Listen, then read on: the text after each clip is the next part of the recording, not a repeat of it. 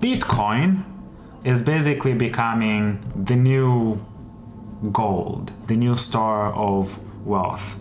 The quality that is exciting to me, or at least that I learned, is that it's not subject to inflation. But basically, by trying to understand that, by trying to understand Bitcoin, by trying to understand what makes it, interesting and attractive to more people, why are more people buying Bitcoin, why has it grown to, I think now, $100,000. I realized how much of that is like, a game and with rules, and the game that a lot of people play is to go make money, use the money to buy stuff and just keep the dollars, right? And you feel like you have money, but you don't really have, money, because your money is losing every time you go to bed. It's losing value every time you go to bed. People with assets, person with the house, person with the business, person with gold, now a person with Bitcoin, they also could have the same amount of money as you have in dollars, but they're playing a different game because their money is inflation proof, if you would say. Some of the assets are not inflation, proof, like houses and stuff, but at least they are more likely to go up in value than lose value, maybe keep up with inflation and stuff.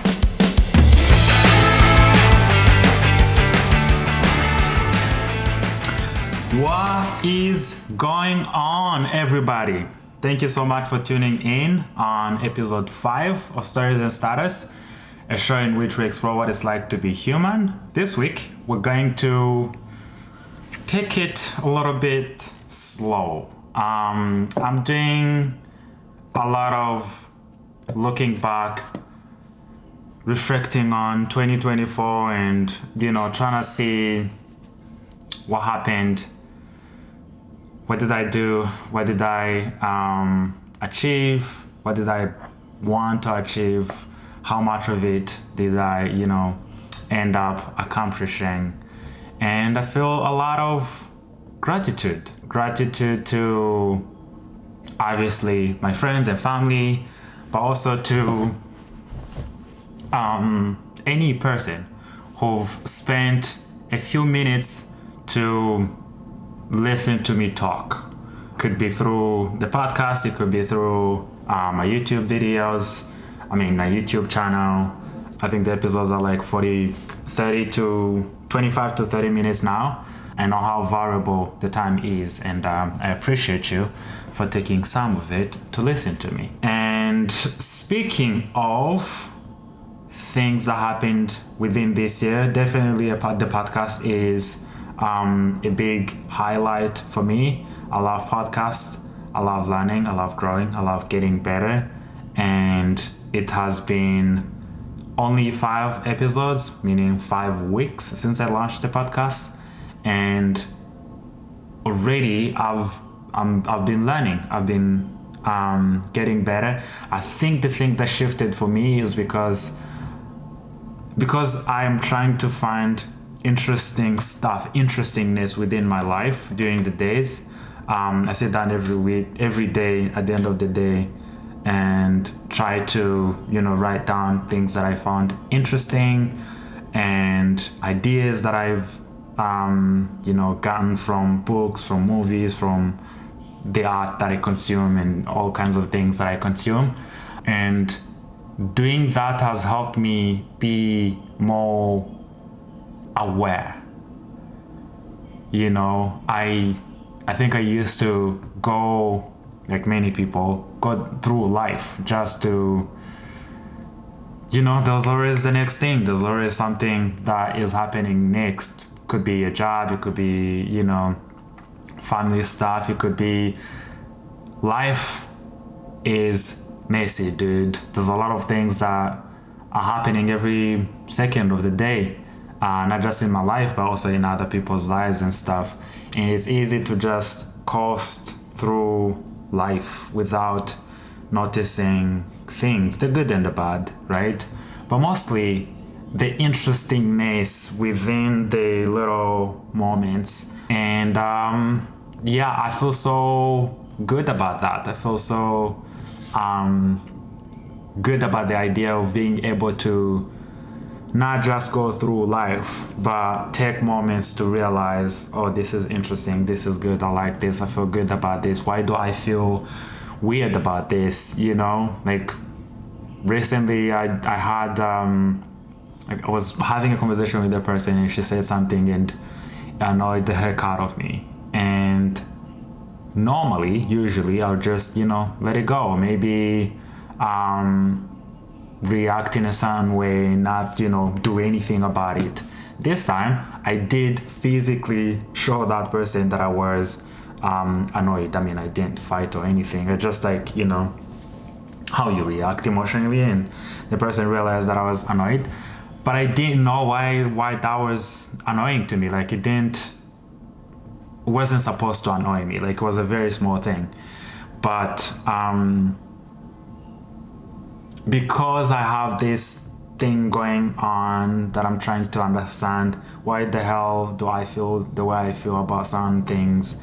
What's going on? What about that triggered me? What is going on? Like I'm trying to understand what the hell is going on with me, with the world, and how can I navigate that better in a way that is healthy to me and towards people within my life, right? And I still don't know why that thing annoyed me, so just went back to the person, told her, hey, I just seemed like I was annoyed by this thing that you just said. It did annoy me. I don't understand why now. It shouldn't have annoyed me. I think it shouldn't have annoyed me. It's so small that it's not supposed to annoy me. It's almost a guarantee that it doesn't have anything to do with you. It just like I just need to figure out why that's annoying. And I kind of like that because it helped me make good with that person. Like I didn't hold grudges against her, or she didn't feel like I was being an asshole or whatnot, and I made good with the person, which is very important to me. I like to be in peace with people that are in my life. Yeah, I think maybe next time when that thing happens, it doesn't necessarily have to be between me and her. I might react better because I've seen that before. Like I probably will see it coming. I don't know, but the point being, doing this podcast is beneficial to me because it forces me to sit down and reflect, try to understand why I am how I am, and why are people how they are, why is the world how it is, and that's been very, very useful to me. So I feel happy about that. What has happened this year?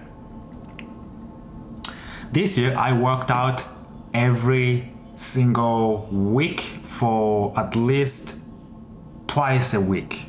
The beginning of the year, half of the year, I think I worked out almost every day. And you cannot tell by looking at me because I haven't grown any visible muscles, but I promise you I feel a lot healthier, I feel stronger, I feel great. And that's been something that I'm very, very proud of, and I think I'm going to continue doing. I have been active in the past. I played basketball. I still don't play basketball. I want to start playing basketball. I think that's something that I'm going to take seriously 2025. But I used to run, I used to play basketball, but I never got into, going to the gym, lifting heavy weights and stuff. And there's nothing that will make your life, like most of the things in your life, be in line or be organized than working out consistently. If you work out consistently, you go to bed early, because you want to rest, you're tired, whatever. At least for me, because I work out at the end of the day, and you eat healthy. I've learned how to cook. I literally bought a cooking book because I wanted to learn. I wanted to learn how to cook. I wanted to learn how to eat healthy. I'm doing, protein shakes now. Before I buy something, I'm looking at, the ingredients. What is in it? Does it have this and this and this and this and this? I need to achieve this goal and whatever. And I like that. I think that's useful because I want to be a healthy person. And being healthy, I'm literally making a YouTube video about this that I'm going to post on my channel. But being healthy is the only thing that matters. Literally, it's the basic foundation of everything, like within my life and within everybody's life. So I feel great about that. I've taken photography seriously through Sunday Soul, exploring the world, exploring people through photography. I've taken a pause a little bit because I started doing that every single day.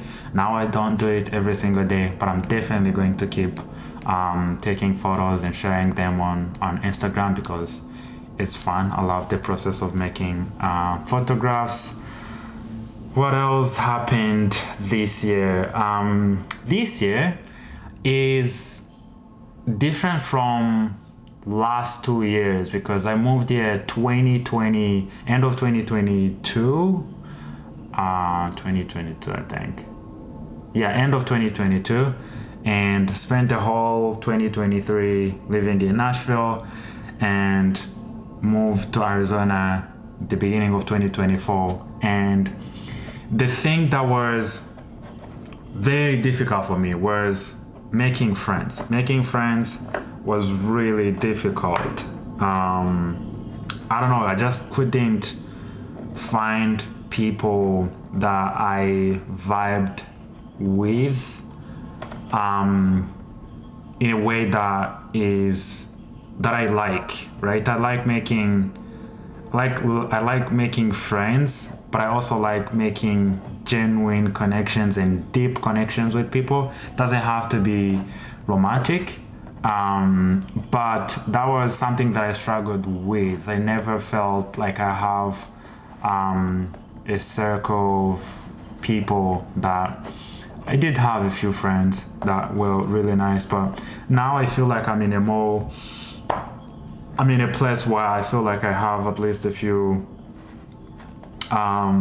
people that I like in my life and who I think like me. I like their energy. I like being their friends, and that was really good. I hope to continue that. I hope that continues within 2025. It's difficult, man. Like making friends as an adult, like that's a whole topic that we can talk about. I find it, at least for me, very, very difficult, especially when it's not, I don't know, it's never been a problem when I was back in Rwanda. But now that I'm here, it's difficult. And I get it because I'm also like, busy and not probably making plans as much as I should to meet people, get to hang out with them and stuff. And I think that's something that I'm going to prioritize in 2025. I feel like there's a lot of things that I'm saying that I'm going to prioritize that I'm probably never going to get to because I want to work my ass off within 2025. That's like the biggest priority for me. I really want to grind on projects that I have going on and other stuffs that I'm planning. That'll be fun. But that being said, I do think that relationships, friends, romantic relationships, family relationships, all that is very, very, very, very, very important. As important, if not more important, than grinding on my goals or my dreams, whatever. Yeah.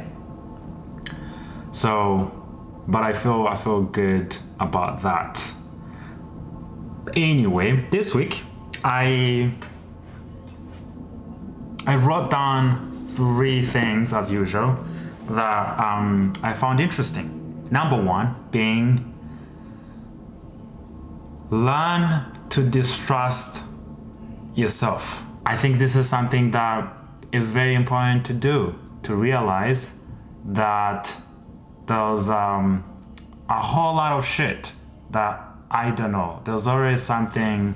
I think human beings can only see 0.00035% of the electromagnetic field.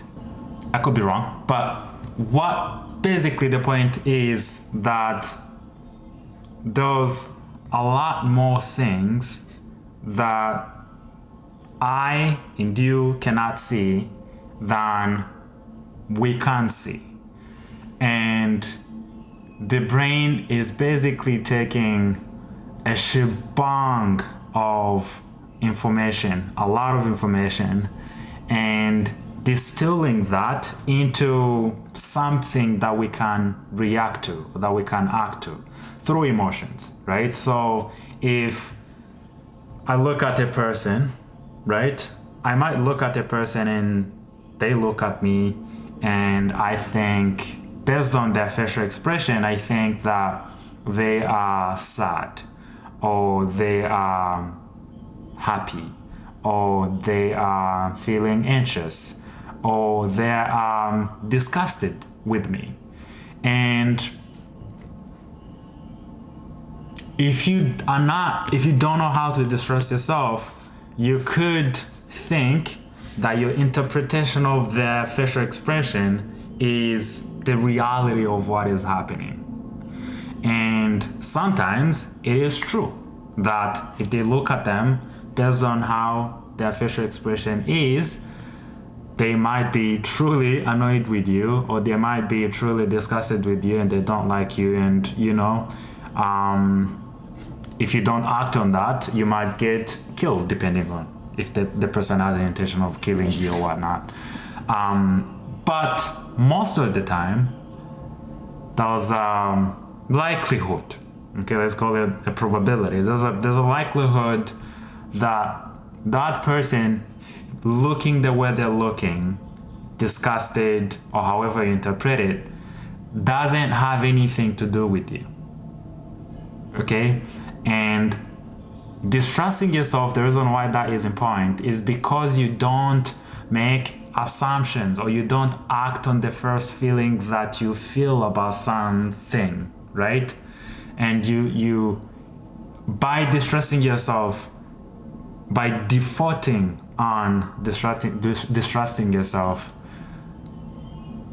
I think could help me, instead of rushing to the person and saying, why the fuck are you looking at me like that, or why do you look disgusted with me, instead of making that assumption and acting in a way that is completely maybe different out of the reality, out of touch with the reality, trying to understand, is this person really mad at me? Is this person really disgusted with me? And I don't know, maybe give them a day or two and see if they act the same way, or reach out to them later, like nicely, and say, I realized I thought you were, disgusted with me, or my God, why am I using the disgust word? I thought you looked a certain way that is not pleasing to me, whatever. Do we have a problem? Are we good? And if you're not good, they're going to tell you. If you're good, then believe them, right? But I think the point I'm trying to make is understanding that there's always something that you don't know.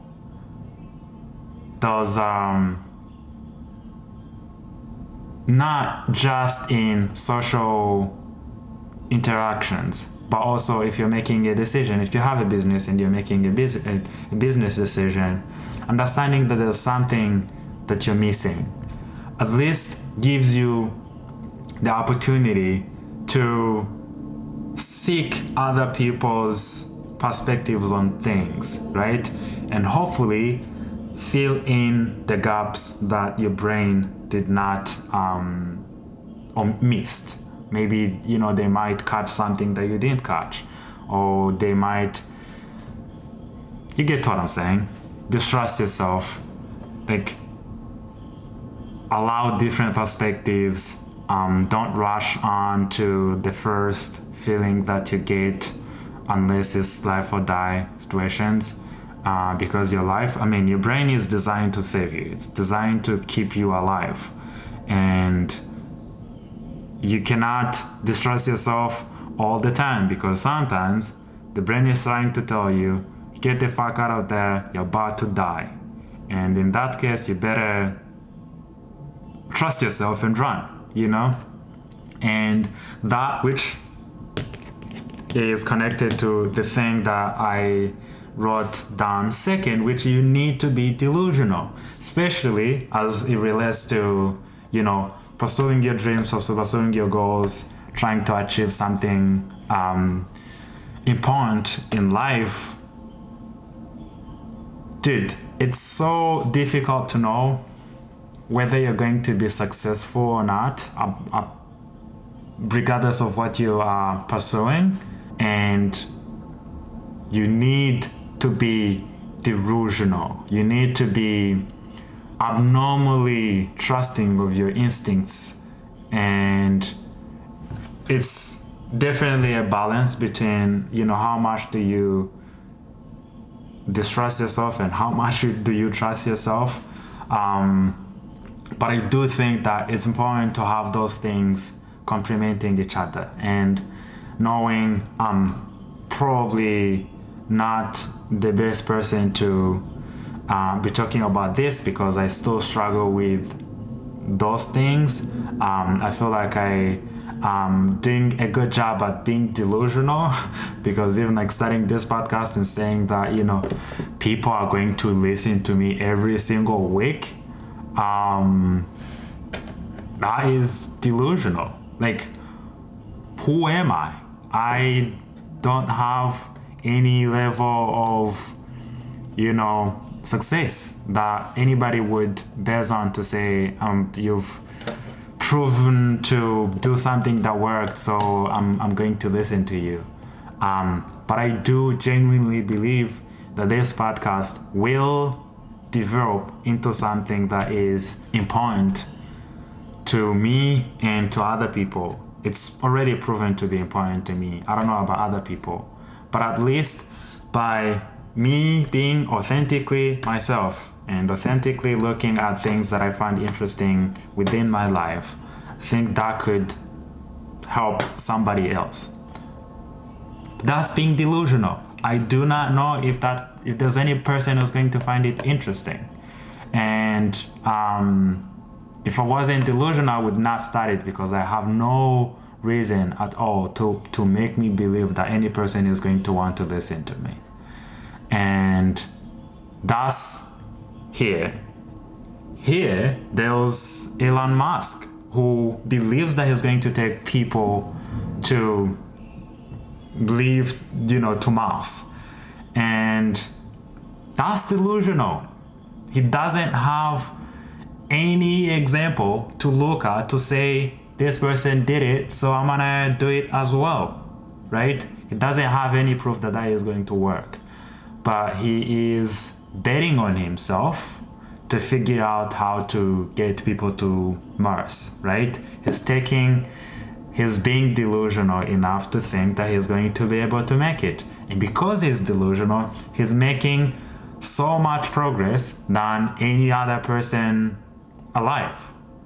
So, yeah.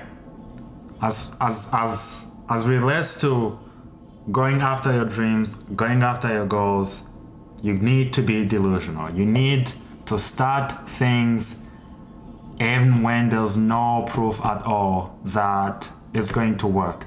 Yeah, otherwise you would never start anything, because nothing good, nothing extraordinary starts with a vivid and clear future of what it's going to be. At least it hasn't been like that, in my opinion. Like anything I've tried to start, there's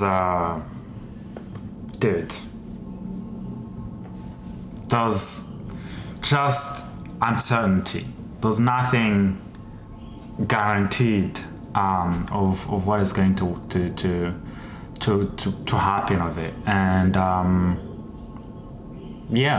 just take chances, take your shot, shoot your shots, and if you're lucky, and I use the word lucky for a reason, because I think a lot of it is, just showing up, and then luck is going to happen. The good thing is, like, in pursuit of whatever that you're going to pursue, you get better, you grow skills. If you're trying to, if you take that approach, if you learn, if you make mistakes, figure out things, learn from them, improve every single time, you do get better. You do get better, man. You do get better. And just shoot your shot. If you're lucky, things will happen. That was number 2. Number 3, and the last thing, it's all a freaking game. Okay, the last couple days, or maybe the last week, I have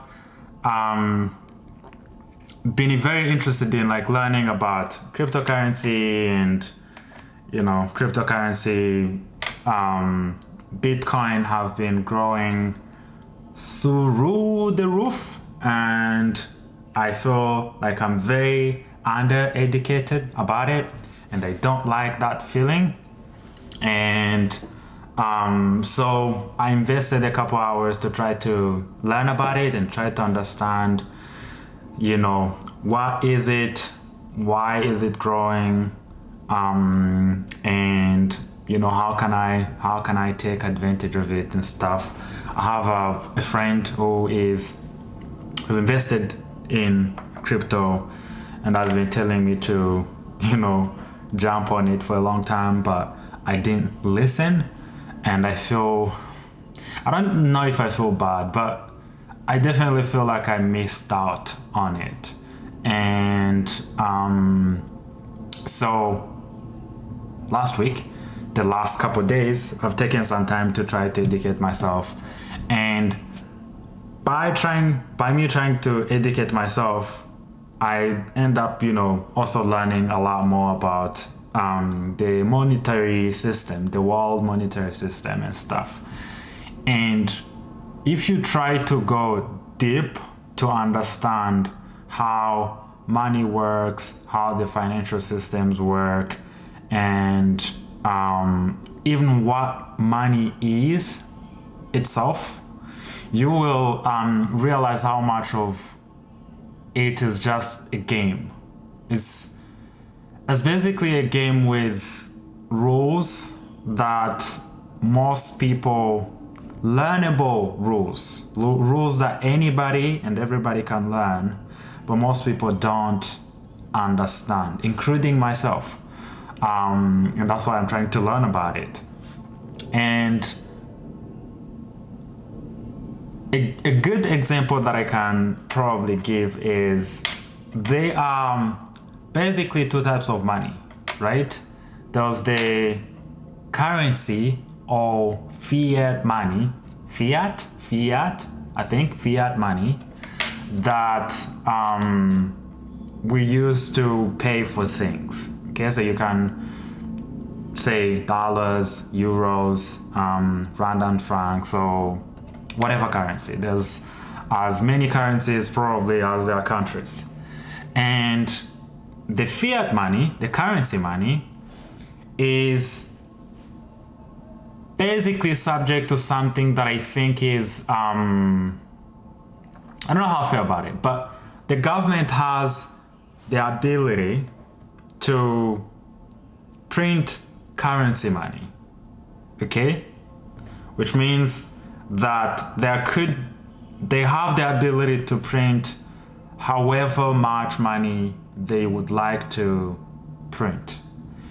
And when they do that, the existing money, let's using an example as dollars, if I had $100 in my bank account, when the government prints more money, my $100 loses value, which is what is referred to as inflation, right?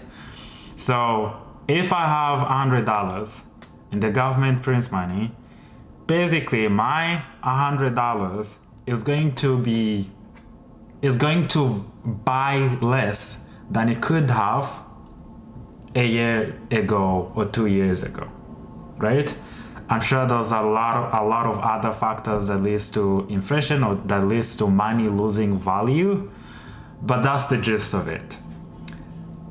On the other hand, there's what is known as capital money, which is basically things that are used to store wealth. Okay, so an example would be gold, could be real estate, meaning like if you buy a house today, you're not gonna take the house to buy a bottle of whatever you want to buy, but the house, you can sell the house 10 years from now, and the house is going to be, depending on the financial situation, going to be worth more or less, than what you than how much you paid to buy it. And it's called the source of health because you can't use it to buy normal everyday things, right? Gold is like that too. You can buy a piece of gold, you hold that. You're not gonna take that gold to a shop and say, I want a haircut, here's gold. But that gold has value, monetary value, that you can go and sell the gold in exchange for currency, meaning dollars or whatever. And Bitcoin, whether the founders or the creators of Bitcoin intended that to be its use, Bitcoin is basically becoming the new gold, the new store of wealth. The quality that is exciting to me, or at least that I learned, is that it's not subject to inflation, right? It's very difficult, maybe impossible, I think, even impossible, that the government can inflate Bitcoin. So if you have $100, you use it to buy Bitcoin or other cryptocurrencies, your money is going to be worth the same or more 10 years from now. It's likely going to be worth more because a lot more people are buying Bitcoin, and it's going to increase in value, just like the normal supply and demand equation. And I don't know if I'm making sense, but basically by trying to understand that, by trying to understand Bitcoin, by trying to understand what makes it interesting and attractive to more people, why are more people buying Bitcoin, why has it grown to, I think now, $100,000, what makes it interesting. I realized how much of that is like, again, and with rules, and depending on what game that you're playing, the game that a lot of people play is to go make money use the money to buy stuff and just keep the dollars, right? And you feel like you have money, but you don't really have, money, because your money is losing every time you go to bed. Is losing value every time you go to bed. And people with assets, person with the house, person with the business, person with gold, now a person with Bitcoin, they also could have the same amount of money as you have in dollars, but they're playing a different game, because their money is inflation proof, if you would say. Some of the assets are not inflation proof, like houses and stuff, but at least they are more likely to go up in value than lose value, maybe keep up with inflation and stuff. And understanding that the world runs on rules, that it's a game. Most of the things are, politics, monetary system, all kinds of things, that it's a game with rules that you can learn. At least that puts you in a position of power, a position of control, right? At least now I know what to do. Now I know what steps that I need to take to play which game, right? Which game do I want to play? And obviously, it's obvious that I want to play the game of owning assets, because at least that's going to help me get where I want to get and whatever. But the point is, know which game that you are playing, and realize that each game has different rules, and understanding those rules can give you a competitive advantage over the majority of people who don't care, who just go through life, and react to life passively, than actively taking, a responsibility to not being, a victim to things that you don't even know are happening to you.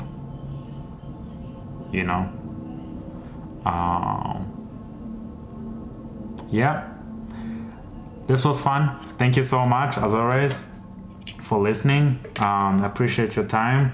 I hope you have happy, joyful holidays, and I'll see you guys next week. Peace.